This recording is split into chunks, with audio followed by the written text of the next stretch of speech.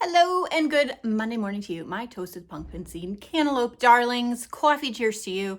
If you hear loud thunking, there's nothing I can do about it. Our back neighbors are still clearing tree debris and refilling dirt, and there's just a really loud dump truck and tree debris, and it's noisy. So can't do anything about it. Welcome to suburbia. Coffee cheers to you. We have so many stories to talk about this week. Welcome as ever to today's weekly reading book review. It is our October finale for 2024.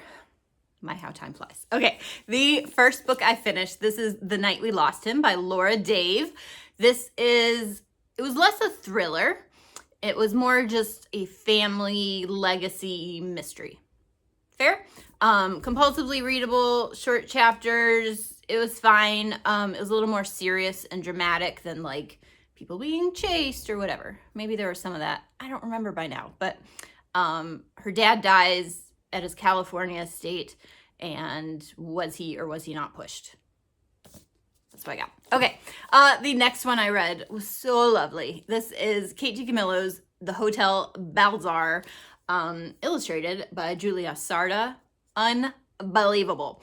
I read it in a morning and I went and immediately bought another copy as a gift because it was just terrific. There's lots of illustrations inside. You can see I book darted some quotes I would love to illustrate someday when I pretend I have the time to do such a thing. Also, look, shiny cover. I love it. So you may know Kate from Tale of Despereaux or Because of Winn-Dixie, etc., etc. The woman is unstoppable with her brilliant prose. So this is easy to read, easy read aloud, and I loved it. I loved it. So Hotel Balzaar by Kate DiCamillo.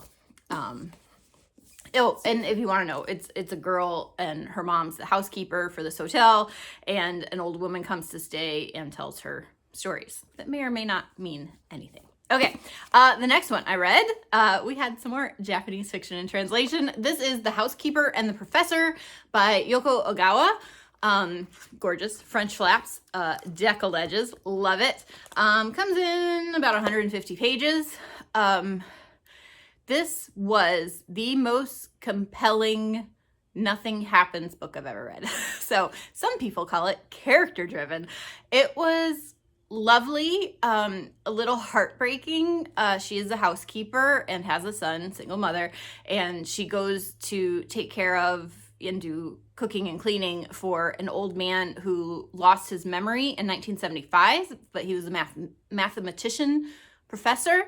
So he still does puzzles for mathematical magazines, and he has to wear, and it's not Alzheimer's, so I was like really nervous because trauma and family sadness, but he wears little notes like safety pin to his suit that he wears every day. So every time she knocks on the door, he sees the name of his housekeeper with a little sketch he did of her. Whew. But it was so lovely. It was so lovely, and even had me doing math differently in my head because there's the beauty of the equations and numbers and patterns, and the little boy and his friendship is so sweet. And so if you love a character-driven story and a beautiful book, highly recommend The Housekeeper and the Professor by Yoko Ogawa. Loved it.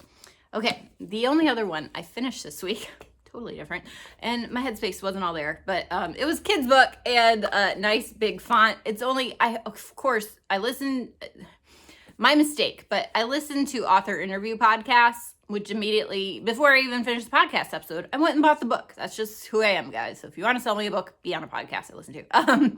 This is Jordan Kopy's THEODORA, HENDRIX, and the Monstrous League of Monsters, and it's illustrated by Chris Jevons. Came out in the UK first because she lives in London, and the trilogy will soon be printed in America. At least the first two are out right now. Anyway, I found this in paperback. I loved it. It was so quirky. Little bit, she said it's Nancy Drew meets the Addams Family. So a girl is found in the graveyard by a zombie and a vampire cat and taken to this house. Of course, it's monster's existence is a secret, and so they've broken the rules by raising a human, and things happen. So super quirky, lots of quirky characters. The kind of mother of the house is Mummy, who is a mummy, and then, you know, if they have to go to school, she takes a potion so she looks like a human, and it was just cute. And THEODORA actually makes a friend at school who you know, might have to be in on the secret after he sees some things at Theodora's house. So that was a lot of fun. And again, for your reluctant easy readers, lots of great pictures. My favorite illustration, if I'm going to be able to find it on time, I probably won't. The hag was hilarious. I loved the pictures of the hag. She was just funny. And, you know, so much that I'm just going to take a moment here, awkwardly flipping through to see if we can find a picture of the hag, because I loved it so much. Oh, I hope we can find it. Oh yeah, it was towards the end. Here we go. I'm almost there, guys. Hang tough. Yeah, there's Hilda, our hag. And I love her illustrations. Her funny little stumpy boots and hairy legs and her 3 teeth and skull on her neckerchief. I love it. Anyway, so that was Theodora Hendrix. So not so spooky, not so scary, but if you want monsters without being awake at night for fear, recommend that one. Okay. Currently reading, don't know why I clapped at you. This is Richard Osman's latest We Solve Murders. You may know him from the Thursday Murder Club. I only read the first of the 3, maybe 4 that are out now. But this is so much fun. I was texting a book buddy and I called it Assassins Aplenty. Could have been the title. But we do have a cat named Trouble, and we do shift perspective a lot to where sometimes it takes me a minute to wait, who's this guy starting this chapter? Because we're traveling the world, and we've got bad guys, we have good guys that the bad guys are hunting, and we have good guys the good guys are trying to protect, and it's like secret security in Dubai and Russian oligarchs and a famous mystery author flirting with our bodyguard's father-in-law, and it's just a lot, and I'm loving it. So I'm about 3/5 of the way through that one and thoroughly enjoying it. Again, super short chapters, so good page turner and pretty funny. It's great. I love it. Richard Osman's We Solve Murders. Okay, this morning while I ate breakfast, while I waited for the sun to come up because it's fall and the days are shorter, this, you know, you can't really see it, although it's a terrible cover. This is, I got from the library, Julie Taymor's MIDSUMMER NIGHT'S DREAM production from 2014. Already loving it, so keep you posted on that from the library. And yes, I finished this one last week, but as I told you, I had book club this week, and so we got to talk about together Shirley Jackson's The Haunting of Hill House. Not the TV series, not the movies, not the remakes, none of that. The original book from 1959. Such a great discussion, not just about hauntings and ghosts, but and it of course came out after, because book nerds, most of us are rather shy and don't always share our opinions in a large group, but someone I know, you know who you are, I'm trying to wink. I'm very bad at winking. Can't do it. Anyway, we were talking about how, like, was it really this or was it this? And there's so many theories. And the point was of literature back then, 1959, we were moving into postmodernism and the trauma of both World War I, or, you know, the Great War, and then we had World War II, and like, what is life? What is reality? And I think even I said it, today, this book would have been edited. And Shirley Jackson left it intentionally vague. Like, not everything is wrapped up. Not everything is clear. And that's part of the point of it, was like, what are we making sense of? What is real? What is true? What is paranormal? What is our imaginations playing tricks on us because we are dealing with other traumas or memories? So absolutely loved this. And I love that it wasn't just the neat tied 3-act structure tied up in a bow. It was just brilliant and a lot of good discussion. So recommend for you and or your book buddies, book club, buddy reads. Loved it. Okay.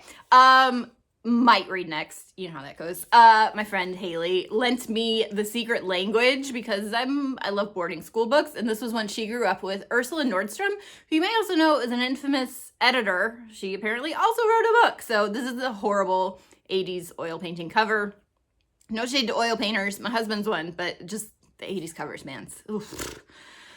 They weren't the best. So anyway, looking forward to reading that one. She lent me her copy of middle grade, obviously, The Secret Language, Ursula Nordstrom. Also, we decided that people can't name their kids Ursula anymore because of The Little Mermaid, but it's a great name. I think we should bring it back regardless of the Disney, because of the Disney villain. That's my opinion right there.